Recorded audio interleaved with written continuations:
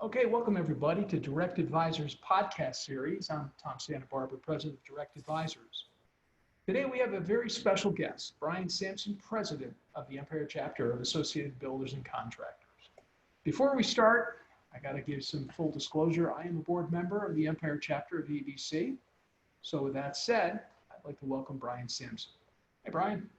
Hey, Tom, appreciate you having us on the show. And not only are you a board member, you are an outstanding board member. So we Wow. appreciate your time and your service to the membership. Well, I appreciate that very, very much. And thank you. Thank you. Let's get right to it, Brian. We've all been affected by the COVID-19 virus. Some contractors have been less affected because they were deemed essential. The construction industry is now fully open. What are the challenges? Well, first off, the challenge was making sure that construction could be deemed essential. We worked very hard to make sure that that was the case, because I think a lot of people don't understand the construction industry. For every tradesperson that you may see on a job site, there are 4 or 5 or 6 people behind them supporting that position. So the economic impact of the industry is a lot deeper than I think people anticipate. So we worked very hard to make construction essential. It was for about 3 weeks, and then some issues popped up, and then it was only projects that were essential for essential industries. And I think to your point, now everybody is back, and what does that mean? This industry has always taken safety as a priority.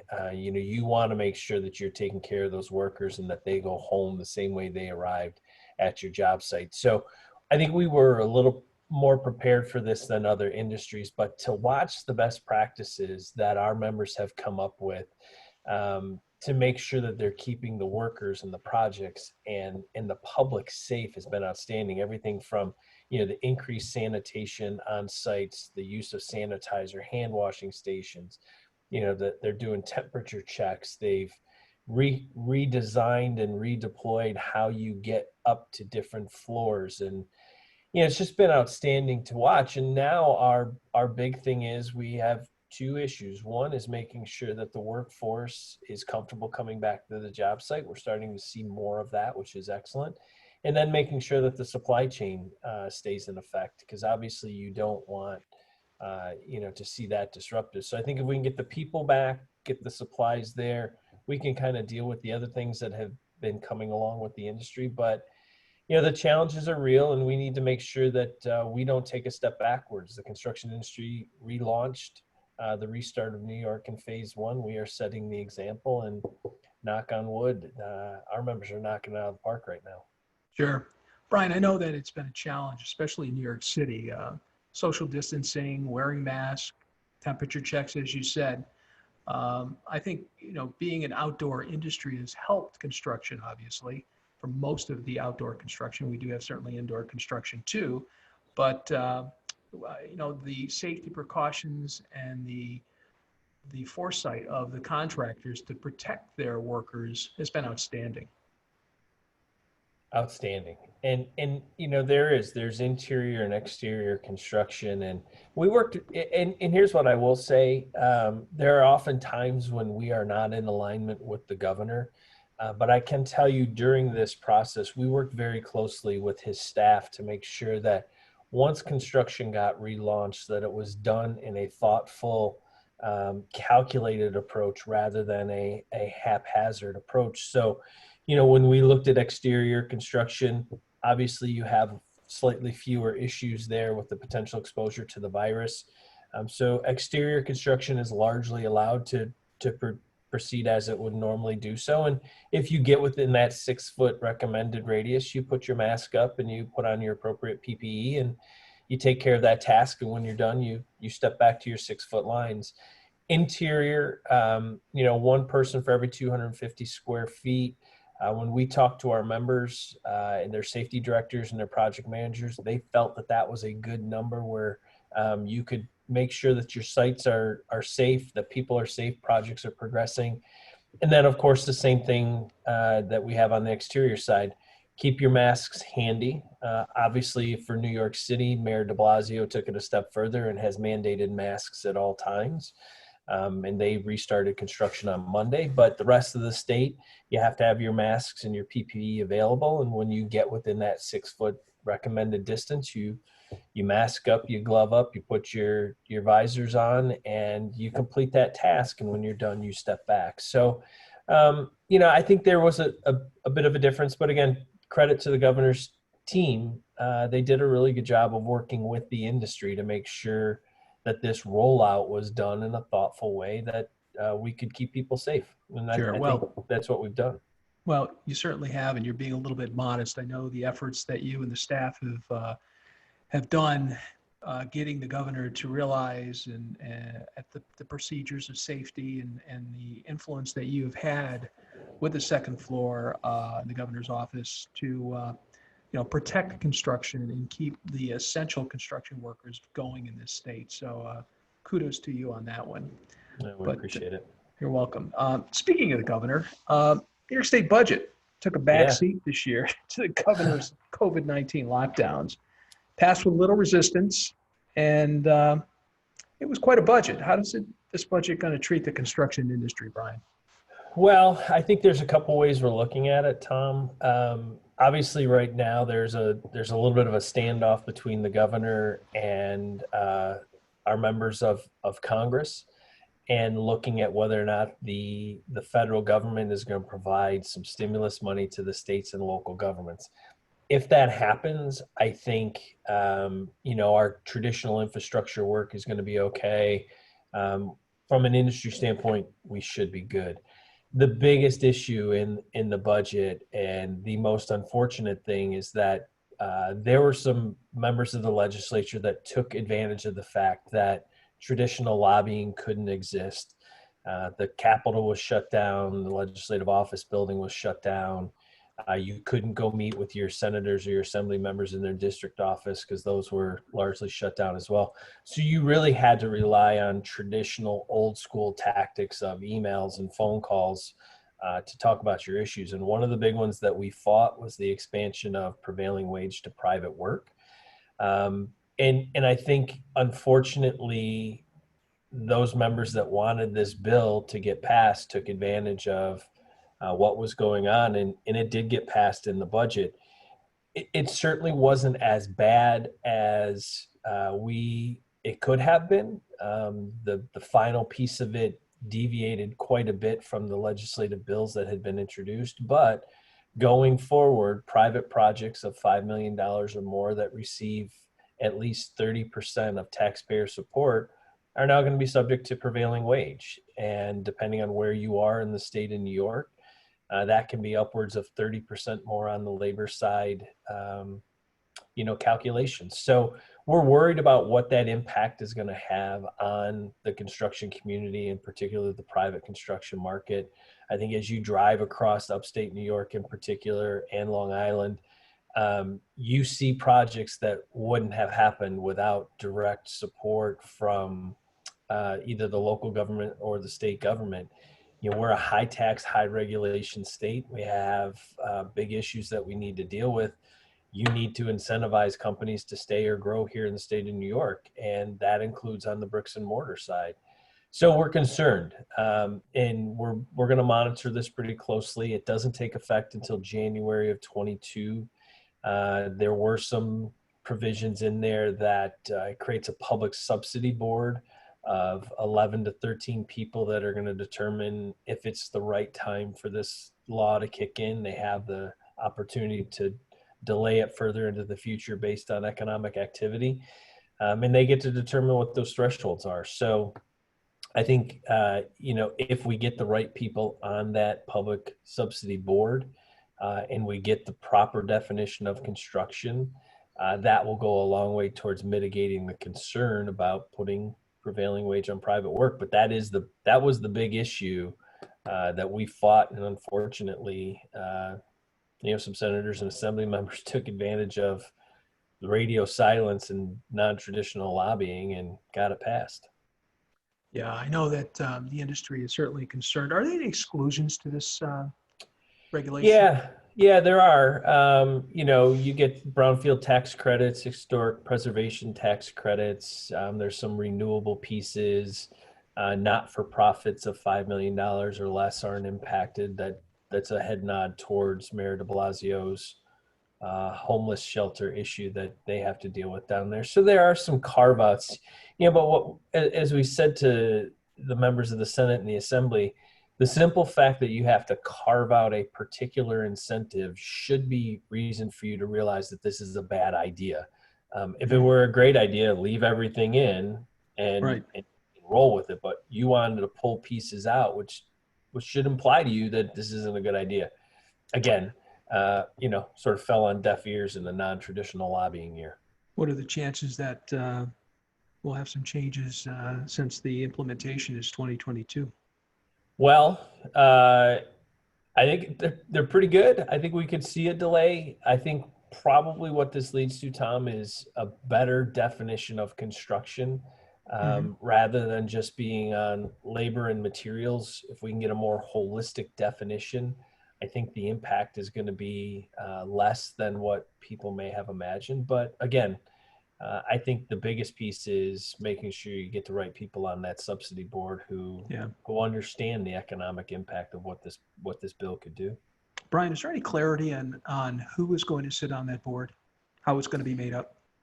Yeah, I mean they've allocated certain positions. So the real estate industry will have a spot, organized labor will have a couple of spots, and then some advisors, some agencies will have places. But there are spots allocated for representatives for the construction industry, associations like Associated Builders and Contractors. So we are going to actively pursue an opportunity to have a seat on that board.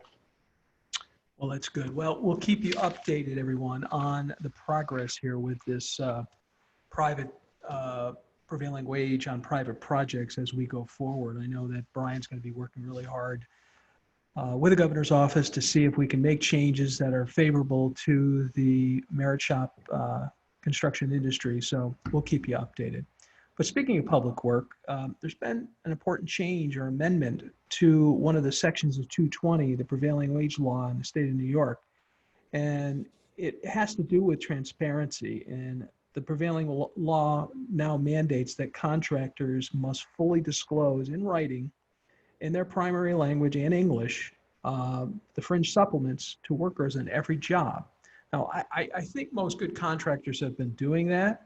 But this enhanced regulation will go in effect on June 26, and there's some teeth to this one. And if someone comes on the job, you do have to have certain things on the job site, and you have to report payroll. So what are your thoughts on this? Yeah, this is, I think to your point, Tom, a lot of contractors that are doing public work right now are doing this. So there's probably a good section of the industry that this is okay, business as usual. But when we talk about the expansion of prevailing wage to private work, this now brings in a whole new list of contractors that haven't traditionally done certified payrolls, that haven't had the requirement to explain what their benefits are. It's going to capture some contractors there. From the MWB perspective, they tend to be smaller contractors that maybe aren't as sophisticated as the large general contractors that will do traditional public work. So we have some concern there. And again, if the private market gets slow, which there are certainly some concerns that maybe that will happen. Yeah. Traditionally, what will happen is people who are doing almost exclusively private work will jump into the public work industry because government tends to support, taxpayers support public infrastructure projects. So that's a good way to keep the economy going. It's a good way to invest taxpayer money into bricks and mortar and infrastructure. So we could see more contractors kind of pop into that. And that's when we're going to see this get very, very complicated. I think the good news for us is, we have members like you and direct advisors that will be a resource to these contractors. But I think right now it's largely going to be okay. But as we get towards the end of the year and heading into 21, and people maybe start to do a little bit more private work or public work, that's when we're going to see this one crop up. Yeah, I just got a call yesterday actually from New York City with a contractor that typically does all private work, started doing a little bit of public work, and he had a bunch of questions and was not aware of certain reporting transparency regulations and annualization, as that is a very big topic in the state of New York. Um, Oof, so boy, is it I, ever. yeah, it really is. And one of the things that this bill also lays out is if you're using any of the fringe supplements for any bona fide benefits, you must report that plan or trust or how are you using those fringe supplements to the fiscal officer using the letting agency and the Department of Labor. So they're going to start looking a little more closely at what, number one, what you're using those fringe dollar supplements for, or how you're paying those fringe dollars to supplements or benefits. And they want to know that the plan is a written plan. In some cases, if you're putting it into the retirement plan, they want to make sure that it's an IRS approved plan. So that's where I think you can get caught with this regulation, and you have to pay attention to it. Just the reporting side of it, I think, is going to be a little bit more onerous on contractors. So speaking of onerous, we talked a lot in our meetings, and I know that the contractors that will listen to this podcast know that apprentice training is a big deal. We certainly at Yep. ABC do a lot of training, apprentice training and craft training, but we certainly have some exciting news coming forward, don't we? Well, yes, hopefully. Um, yeah, I think, one of the things that we've seen an expansion of is apprenticeship requirements. It's sort of always been there on public work. We're starting to see it pop up more on private work. And, I think everybody, there's this misperception that, well, everybody can have an apprenticeship program. Why not just do it? Well, it's not accurate. Apprenticeship programs can be complicated for smaller contractors. They may not necessarily have the right infrastructure, the right number of journeymen and journeywomen that can do this. So one of the things that we've done is we've applied for an 11 trade multi-employer apprenticeship program. We're going to cover the basic building trades, both to get your vertical and horizontal construction done. And we're doing it for two reasons. One is, some of our members do have their own apprenticeship programs. They do send their students to us. We do the related instruction as required by the Department of Labor and State Ed, and they're going to be okay. But for all those other contractors that don't want to be um, saddled with the burden of all of the checks and balances that exist in an apprenticeship program, or simply aren't large enough to have their own program, they will be able to be signatory to our program and be able to access our apprentices and the bona fide benefit plans and the ERISA approved plans that we're going to have when working with you and in your company, Tom. So that's one piece of it. And the second piece of it is it's an advantage for the taxpayers in that, because there's not a lot of non-union contractors in the state of New York that have their own apprenticeship program. There's less than 800 at last we checked. What happens when those apprenticeship requirements come out? It constricts the eligible pool of bidders, and so when you constrict your bidders, what you end up doing is a collateral damage of that is typically the project price gets accelerated because there's less competition. So what we want to be able to do is provide a vehicle by which contractors can have access to an apprenticeship program. They can bid on projects that require apprentices to be a part of that piece. And we can use that to help drive down the cost of public construction and projects that are supported by taxpayers. So we're in the process. We've been talking with the Department of Labor. We sort of broke a New York State record on the number of comments about our program. So it's taken I'm them a sure little they bit were all longer. good, right, Brian? They were all good. All 4,000 of them were very, very positive. So they need to work through those. I think we're getting to a good spot. Our goal has been, and hopefully that our program is approved and we can start classes in September and start enrolling apprentices from across the state and get them an opportunity on a pathway to the middle class. Well, it's very exciting. And I think your comment about this is good for the taxpayers because it does uh, uh, really enhance competition on these bids when these jobs come out, and that's what it's really all about. You know, one of our core values, as you know, Brian, is ABC, is safety, and That's right. training and safety are the keys to productive workers and safe workers. You know, the motto is, you know, we want workers to come home at night the same way they went to work in the morning, and that's safe. So it's very, very That's correct. important. Very excited about our apprentice training and our craft training programs that are now available for any OSHA training or any type of craft training out there.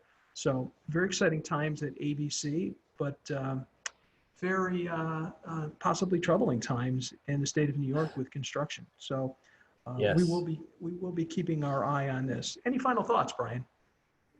Yeah, I know, Tom. We appreciate the opportunity. I think, just as we watch the session wind down in Albany, we have to keep track of a few things. There's certainly an interest in trying to make COVID-19 a presumptive workplace injury, which would certainly impact workers' comp rates for contractors in the state of New York.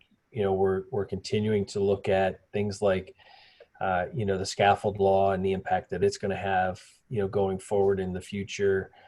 The legalized adult use recreational marijuana, is a big issue Yeah, big topic. for us. I think the state did the right thing last year in decriminalizing it, but what does legalization do to our industry in particular, which is one of the more dangerous industries that you can get into, and without same day testing and toxicity testing, legalizing adult use marijuana right now for this industry and the trucking industries is a kind of a bad thing. So, we're keeping our eye on those things. And again, what happens with the private construction market with prevailing wage and just in general, COVID has certainly woken up a lot of people. And I think some of the traditional things that we've counted on and relied on are going to get challenged. So, we're excited by that, right?